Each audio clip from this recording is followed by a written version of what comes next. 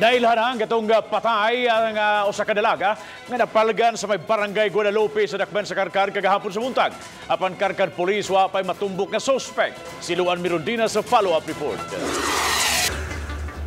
Gibutyag sa Carcar City Police nga ang patayng lawas sa usa ka babay nga napalgan sa sitio Sangi, Guadalupe, dakbayan sa Carcar, iya sa 18 anyos nga si Ruby Trinidad, grade 11 student sa Chofelo Avellana Senior Memorial National High School ug mulupyo sa Bulok-Bulok, Barili.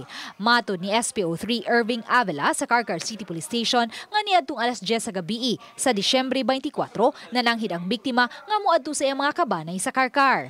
Ang iyang igagaw nga lalaki ang naghatod kaniya sa terminal sa mga bus sa Barili ug sukad ni adto wala na niya igkita pa ang biktima. Boarding ni Kuan LD Patires yang gibiyaan kay dato sa siya sa igagaw sa Gituohang may yang sakay na punta dito sa Kuan simbahan. Since na recognize naman talaga niya na yung victim ay yung kamag-anak niya.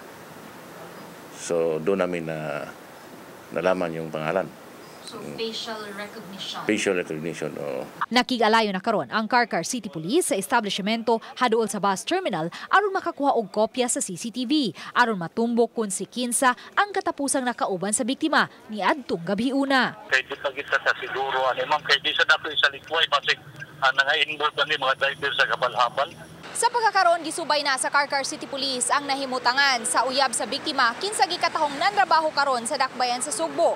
Ang naaswing lalaki gikatahong naila-ila lang sa biktima pinaagi sa social media.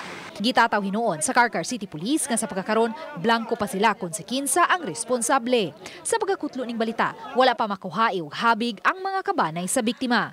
Luan Mirundina, Balitang Bisdak.